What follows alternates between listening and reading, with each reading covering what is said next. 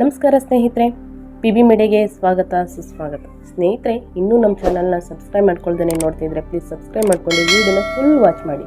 ವಿಡಿಯೋನ ಕೊನೆಯ ತನಕ ನೋಡಿ, ಇಷ್ಟ ಆದರೆ ಒಂದು ಲೈಕ್ ಮಾಡೋದನ್ನ ಮರಿಬೇಡಿ ಅಂತ ಹೇಳ್ತಾ, ಇವತ್ತಿನ ಒಂದು ವಿಡಿಯೋದಲ್ಲಿ ಏನಂದರೆ, ಯಾವುದೇ ವಿದ್ಯಾರ್ಹತೆ ಇಲ್ಲದೆ ಸರ್ಕಾರಿ ಕೆಲಸ ಸಿಗುತ್ತೆ, ಒಳ್ಳೆಯ ಸಂಬಳ ಕೂಡ ಸಿಗುತ್ತೆ ಅನ್ನೋದನ್ನ ವಿಡಿಯೋದಲ್ಲಿ ನೋಡ್ತಾ ಹೋಗ್ಬೋದು. ಏನು ಕೆಲಸ ಅನ್ನೋದನ್ನ ನೀವು ನೋಡ್ತಾ ಹೋಗಿ ಸ್ನೇಹಿತರೆ.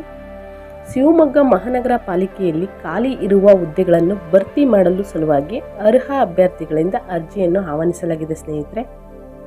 ಒಟ್ಟು 89 ಪೌರ ಕಾರ್ಮಿಕ ಹುದ್ದೆಗಳನ್ನು ಖಾಲಿ ಇದ್ದು ಆಸಕ್ತರು ಅರ್ಜಿಯನ್ನು ಸಲ್ಲಿಸಬಹುದು. ರಾಜ್ಯ ಸರ್ಕಾರದ ಉದ್ಯೋಗ ಹುಡುಕುತ್ತಿರುವ ಅಭ್ಯರ್ಥಿಗಳಿಗೆ ಇದು ಒಂದು ಸದುಪಯೋಗ.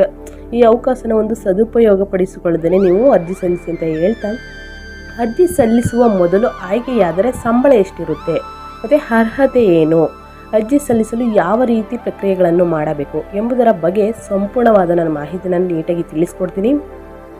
ವಿಡಿಯೋನ ಎಲ್ಲೂ ಸ್ಕಿಪ್ ಮಾಡಬೇಡಿ ಅಂತ ಹೇಳ್ತಾ, ವಿದ್ಯಾರ್ಹತೆ ಬಂದು ಈ ಹುದ್ದೆಗಳಿಗೆ ಯಾವುದೇ ರೀತಿಯ ವಿದ್ಯಾರ್ಹತೆಯನ್ನು ಕೇಳಿಲ್ಲ ಸ್ನೇಹಿತರೆ. ಕನ್ನಡ ಭಾಷೆಯನ್ನು ಮಾತನಾಡಲು ಸರಾಗವಾಗಿ ಬಂದರೆ ಸಾಕು.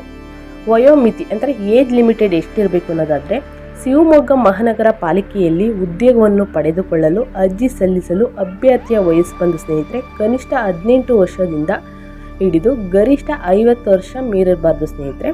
ಸಲು ಅರ್ಹತೆ ಯಾರಿಗಿದೆ ಅಂತಂದರೆ, ನಾವು ಅರ್ಜಿ ಸಲ್ಲಿಸ್ಬೋದಾ ಅರ್ಜಿ ಸಲ್ಲಿಸಬಾರ್ದಾ ಅನ್ನೋದು ನಿಮಗೆ ತಲೆಯಲ್ಲಿ ಓಡ್ತಾ ಇರುತ್ತಲ್ವ.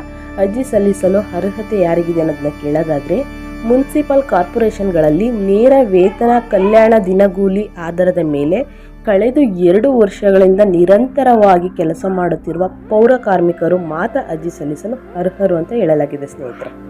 ಆಯ್ಕೆ ಪ್ರಕ್ರಿಯೆ ಹೇಗಿರುತ್ತೆ ಅಂತಂದರೆ, ಕೆಲಸದ ಅನುಭವ ಮೇಲೆ ಆಯ್ಕೆ ಪ್ರಕ್ರಿಯೆ ಇರುತ್ತೆ ಮತ್ತು ಸಂದರ್ಶನ ಮೂಲಕ ಆಯ್ಕೆ ಪ್ರಕ್ರಿಯೆ ಇರುತ್ತೆ ಸ್ನೇಹಿತರೆ. ವೇತನ ಏನು ತಿಳಿಸಿಲ್ಲ ಸ್ನೇಹಿತರೆ.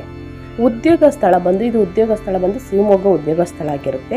ಅರ್ಜಿ ಸಲ್ಲಿಸುವುದು ಹೇಗೆ ಅನ್ನೋದಾದರೆ, ಅಭ್ಯರ್ಥಿಗಳು ತಮ್ಮ ಭರ್ತಿ ಮಾಡಿದ ಅರ್ಜಿಯ ನಮೂನೆಯನ್ನು ಅಗತ್ಯ ದಾಖಲೆಗಳೊಂದಿಗೆ ವಿಳಾಸಕ್ಕೆ ಕಳಿಸಬೇಕು.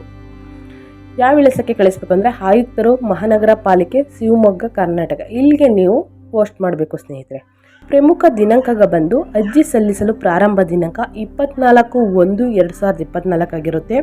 ಅರ್ಜಿ ಸಲ್ಲಿಸಲು ಕೊನೆಯ ದಿನಾಂಕ ಬಂದು ಫೆಬ್ರವರಿ 22 ತನಕ ಕೊನೆಯ ದಿನಾಂಕ ಆಗಿರುತ್ತೆ.